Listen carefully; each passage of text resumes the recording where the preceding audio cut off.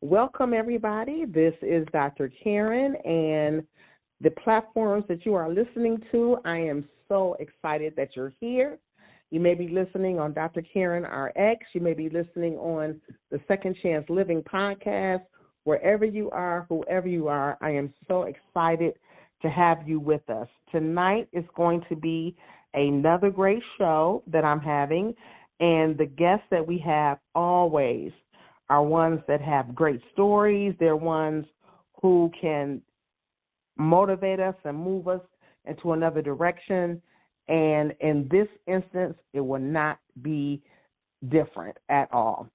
So as a inspirational coach and counselor, I always have someone ask me, Dr. Karen, what does purpose mean? What does it mean to walk in your purpose? What does it mean to understand your mission in life?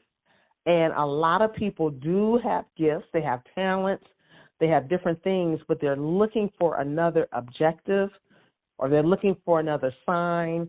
And many times, including me, I've gone through this. Many times you procrastinate or just find a way for self-doubt as if you don't think you're good enough, like you don't see yourself the way you should. Also, your age. Some people feel like they're too old when they get past a certain point in their life. I know when people get past 30, a lot of times they go, oh, my goodness, I've missed everything. I don't have anything to do. I can't do anything. You raise your family. You take care of family members. Your children are gone out your home. And you're like, what do I do next? I missed out on everything in life. But that is not true. Let me read this to you. Have you ever asked yourself, what can I give to make this world a better place? Your answer may lie within the talent or gift you possess. You may not know what that talent is yet, or maybe you do. If your goal is to leave a legacy by sharing your talent or gift, then you should read Unwrapped Gifts to guide you through the journey while overcoming pitfalls such as fear, self-doubt, procrastination, and distractions. And yes, a lot of those are always there. We all need a boost to remind us of our capabilities of doing great things in life. A wake-up call is necessary to cue our urgency in this lifetime. It is critical to know how we impact others and ourselves when we share our gifts and when we do not. You are not too young or old. You can conquer your fears, excuses, and unforeseen challenges. You are good enough to share the gifts inside you. And now with that, I would like to welcome a wonderful guest, somebody who's part of the Second Chance Living expert team, and he's going to come and give us information on how to unwrap the gifts. I want to welcome now Mr. Ron Buster Cunningham. How are you? Hey, I'm doing well. How are you today? I'm good. Thank you. Listen, every time I read that part just on the back of the book, and I've read the book, it's so exciting and it's so full of information that people really, really need to understand, because gifts and talents people don't understand are things that a lot of times we're born with or different things. But I want you to just begin to unlock some of these things. And can you tell me, first of all, what was it inside of you that made you write this book?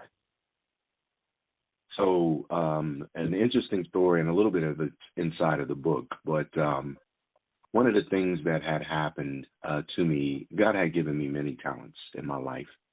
And some of them I squandered just like everybody else, just thinking that, I got time to do this, or I'm not happy with that, or I want to fix this before I do this type thing. And one day I was just sitting there, and God had spoke to me, and he just basically said, look, you're going to transition out of this lifetime with the things that I've given you to give to this world. So with that being said, I was just sitting there like, whoa, like that. Oh, like, I don't want to do that. And there was a premonition that came along with it, which was, "Don't die inside of me." And Mm. it was a strong premonition, and I was just kind of like, okay, well, this is something that you need to write about, and you need to talk to others about this, because a lot of people go lifetimes without doing something about what they have inside of them. And many times those gifts just perish. A friend of mine said, "You'll find a lot of gifts in the graveyard." And Yeah. that was a powerful statement, because people are scared to release whatever gift that is, because they just don't think that they're good enough to do it. And that was really what began motivated me to write the book. Now, I still procrastinated a little bit. And one of the reasons why I procrastinated was because that terminology sounded so strong. Like, "Don't die inside of me." I was like, man, who's going to pick that up? And, Mhm. there could be confusion about the language. So I kept pondering over what that was. And I just kind of asked God, I said, "Look, I get it. I know that you want me to write this, but just give me the right way to say it." And that is when Unwrapped Gifts was birthed. It just kind of came to me from a creative standpoint, which is one of the things I've been good at anyway, is a way with words, and being creative with words. So that's how that book, the drive to write the book, came to life. Yes. Unwrapped gifts, and that statement in itself, like you said, don't let it die inside of you. That's very powerful. My second chance living statements is kind of like that for me, because Ron, was one of those people that procrastinated, and I felt like I wasn't good enough because of my past.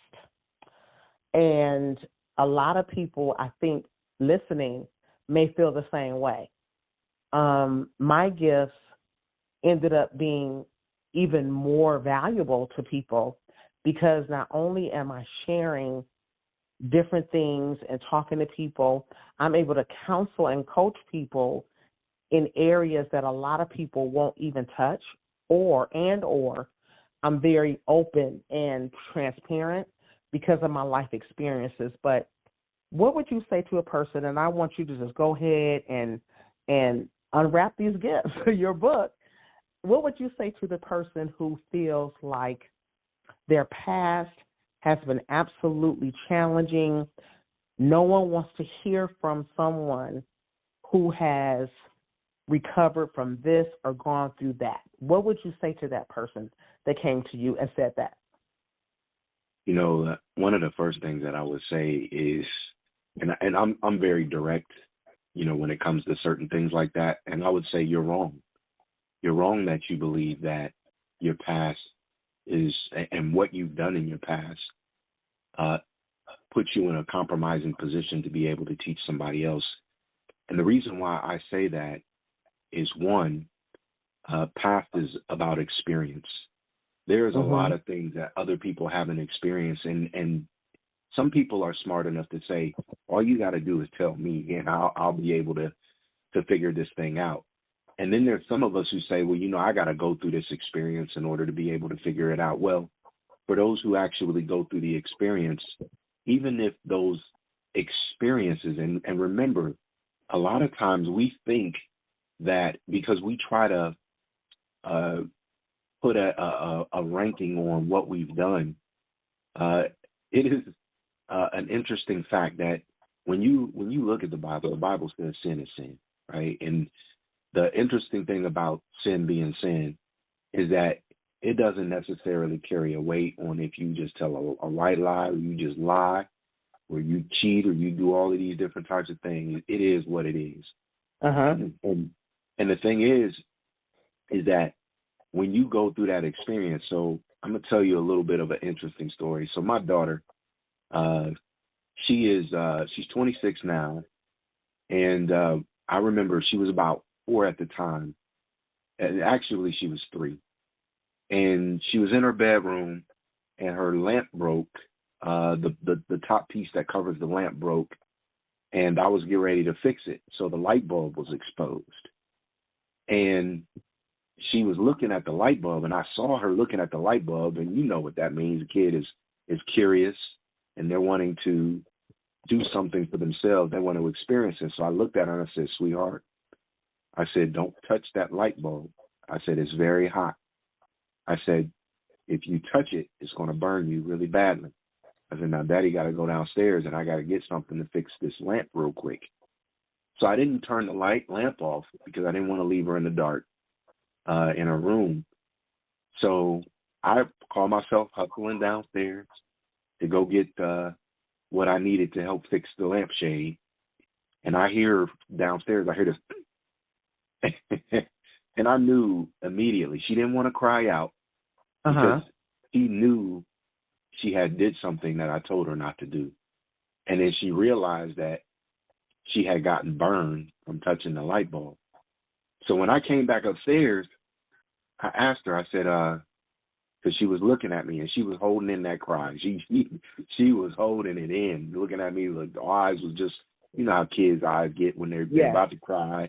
And she's looking at me, and I looked at her and I said, sweetheart, I said, you touched the lamp, didn't you? And she just looked at me, and I said, it's okay to cry. I know it hurts. And she just busted out crying. Oh. She said, I know, I'm sorry, I didn't mean to touch the lamp. And one of the most valuable things that I've taught her in life, because we all act as guides to each other, and that's where the experience matters. I told her, I said, well, one of the things that you get to do now is you get to actually act as an experienced person who's been burned like by a light bulb like me. And she said, well, I wish I would have never done it. I said, well, it was meant for you to do. It was meant for you to experience it because something in your mind told you that I needed to go through this experience so that I can comprehend what it means myself. And so for people who say, you know, like, I wish I didn't go through that, or I wish I hadn't gone through that. One of the things is those people that are immediately around you, anybody that you can touch, people that are you know, that are close enough to you to pick up your book or pick up your words from a podcast or whatever it may be, now get to know the actual fact of what it feels like, because she can explain what it felt like when she touched that lamp, as could I. So now, you know, for those people who think of their past as being something that is shameful or whatever it might be, you actually have that experience to be able to teach somebody else what not to go through. That's good. And the word shameful is very important, because what I experienced for a long time was the fact that I have the gifting of writing proposals for people, for business, for sales. And there were different things that people would call me to work on for them or with them for different projects. And as soon as someone said, I want you to come and help me do this, Ron, I would literally become physically ill and pushed myself out of the project, because I'm thinking in the back of my mind, does this person know that I had a drug problem? Does this person know I was an alcoholic? Does this person know, you know, whatever I went through? And it took me a long time to get that in my mind. They know that you can write this proposal for them, and they know that you're a talent to this project. So when you said shame, that's really something that I know I have experienced, and a lot of people have. So why don't you talk a little bit about some of the areas of the book that you would like to just express during the minutes that we have, because the book is so rich. And Unwrapped Gifts, I'm telling everybody, the information will be available in the description of this podcast. It's on Amazon, and you want to have it in your library because it's going to do something for you for sure. So, Ryan, you have the floor. Why don't you share something with us that will enrich our audience that listens to this? Yeah. So let's go back to one of the things that you have mentioned, which is fear. And I talk about fear in the book. Well, you didn't mention it as fear, but I'm mentioning it as fear. Feeling the shame is like public criticism. There's a fear of public criticism when we feel shameful about something. And one of the things that I was able to do in the book was tackle some of the things that create these fears around us. So whether it's the fear of public criticism, the fear of old age, the fear of losing a loved one, whatever it might be, the fear of poverty, where we think that we don't have enough money to do whatever it is that we're trying to do. And I look at those as resources. We don't have the resources to be able to do what we want to do.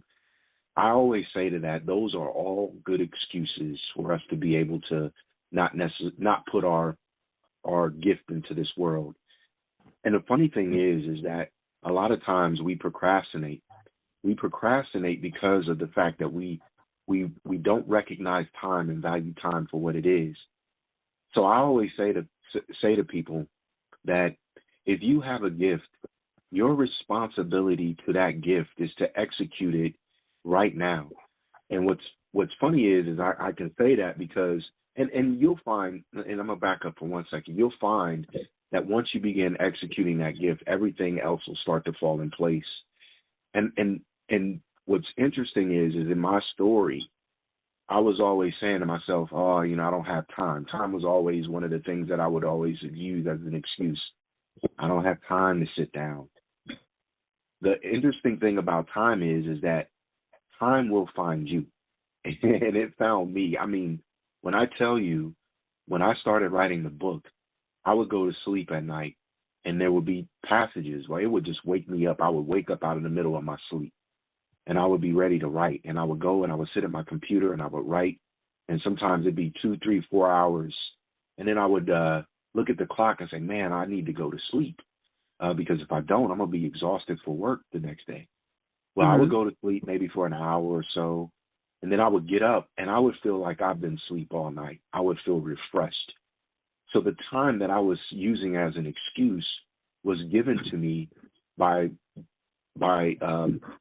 returning the energy that I thought that I would lose by losing sleep. And that was so powerful in regards to me diffusing the fact that this excuse was standing in my way. The other interesting thing about the book is when I was writing it, I was saying to myself, man, I don't have the resources, to publish a book. And I remember talking to some people and letting them know what I wanted to write about. And they kept saying, man, that's important. People really need to know this. I, for one, need to know this. So they gifted me the resources that I needed from a financial perspective to help me stay the course on this journey. I also came up with a plan, and in that plan, I was saving a little bit of money, because I self-published my book. So I would save a little bit of money here and there. I'll be like, I'm going to put this aside. And what was interesting is every dime that I saved amounted to more than I needed when I actually released the book. It gave me enough to be able to have a release. And if you go to my Facebook page, Ron Buster Cunningham, you'll see some pictures of the release in there as well. And all of these people showed up. And I was just like, wow. I just couldn't believe the audience, the crowd for my book release. And I was amazed at it. And it was fun. It was really good. It was a really good time. But back to my point in regards to making sure that you release that gift that you have inside of you. One of the other things is I was always saying to myself, is this going to be good enough? Is this going to be good enough? And I didn't know what I was measuring that good enough with. And that can be very harmful, because if you say to yourself, I'm trying to make this good enough for the world, then sometimes that's going to be too big for you to do. The one thing that God told me when I was writing this book is take the good enough for everybody else out and make it good enough for you. So when you'll hear me, or if you pick up the book, you'll see that in the beginning I said that I'm writing this book for myself. And I talked about all of the little hurdles that I had and the fears of what I thought other people may say about my writing. And I made it about myself. I did not worry about them. And the interesting thing about that is as I wrote the book actually progressed because of the initial fears. There was something that was holding me back. But then as I wrote the book later on down the line, the book actually starts to get better and better and better. And that's even in how I was using my wording. And I was like, wow, look at you. At the end of the day, I was saying, look at you, because, everything that I knew that would have stopped me from writing it was actually moving out of the way based on the fact that I just decided to go ahead and move forward with it. And once I decided to move forward with it, stop procrastinating, all of the excuses just fell underneath the bus. They just fell. They fell off. I shook them off, and I progressed until the end. And the completion of that journey was so liberating. It made me free. And I mean, it felt like someone just took this boulder off of me and allowed me to have a free heart, a free mind, a free will to just exist and live free. And I said to myself, like, wow. So this was what it means to actually plant something that is inside of you in this world. Yeah. For yourself to enjoy and for others to enjoy. Yeah, definitely. And you started off, you said something that God told you when you got ready to write the book. Can you repeat that? Yeah. Also in the book, well, let me kind of phrase it in the book, because the way that I put it in the book, I was having this conversation with God, and there was an experience that I was going through. Unfortunately, one day I was out, and I saw this young 10-year-old boy get hit by a car. And it was a fatal situation. And I mean, it shook me up, and I didn't comprehend why. I was really hurt. My mind was placing my child in his place. So it became almost like a reality to me. And I mean, I was no good for a few days. And I remember screaming at God. I was angry because I didn't want to see something that traumatic. And I asked him, I said, why? I said, why did you let me see this? Why? Why did you put me here to have me see this? And God basically, in short, said, I've given you all of these talents and I've told you what to do, but you were not listening. And it shook me to the core, because I said to myself, like, wow, you've given me everything to do what you've asked me to do, and yet and still you put all of these different scenarios in my way in order for me to be able to push forward with something that you had given me a while ago. Yeah. And as you can hear in my voice, it cracks me to this day to be able to know that God had enough interest in me to just tell me something that I needed to hear in order for me to move. And that resonates with me. And I put that in the book because there's somebody else out there that God has blessed them with. There's some people who don't even know what their purpose is, but the book kind of helps you identify what that is through a few steps. But when you do know, and you do know that you've been given a task, and you've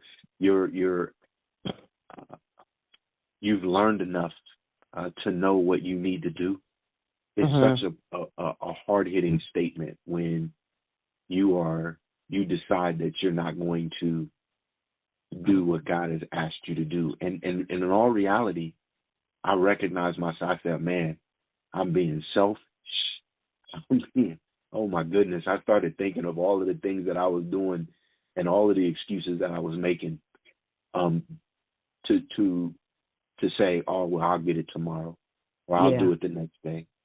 And as we know that, the example with is, with the young boy, um, it made me realize that time is not promised to any of us, young or old.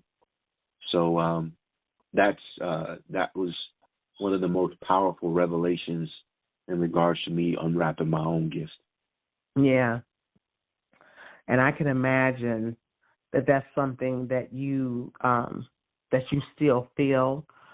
And, it's really something, Ron, how God will get your attention whichever way he has to. Because I can say I've had some things happen that caused me to push through it, not to be hurt by it, and push through it.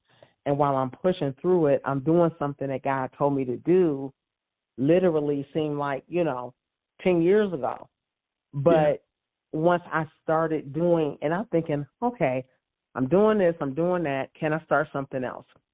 And God is showing me, well, there's a list, and it's going to happen fast because this was given to you a while ago, but now you're here again, and let's do this, and it's going fast.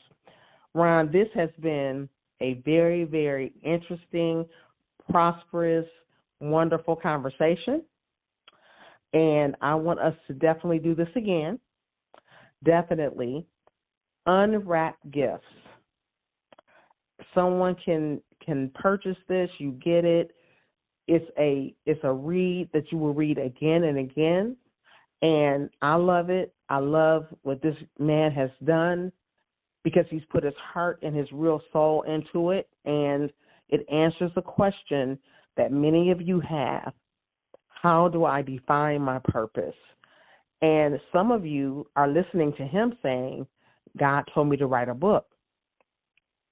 Ron, I asked this question to different people, and before I let you go, I want to say this.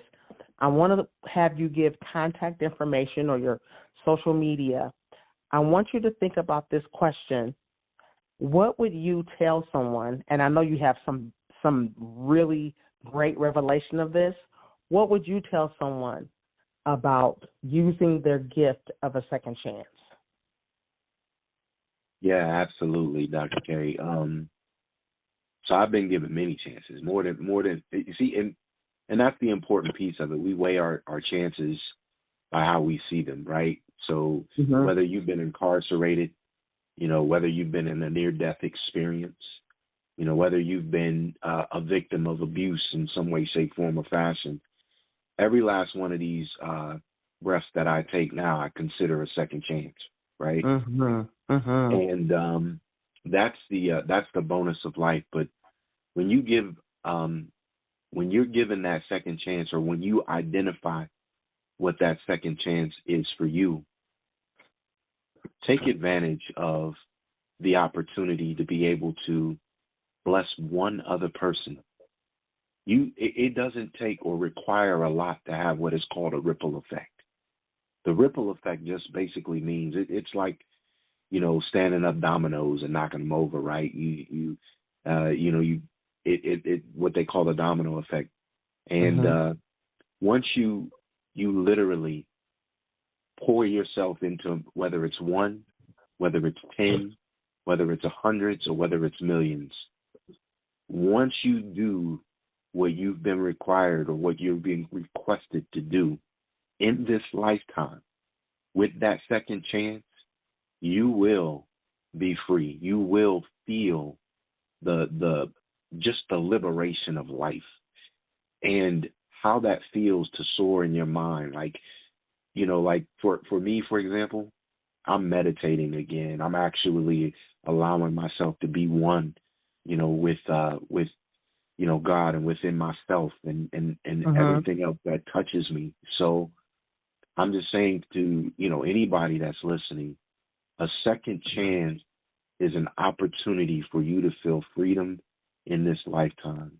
No matter what you've gone through, and I've eaten mayonnaise sandwiches, Dr. K. I grew up poor, I'm telling you, and the life that I have now is amazing based on the fact that, money comes when I ask God for it. It's the freedom of I just don't worry.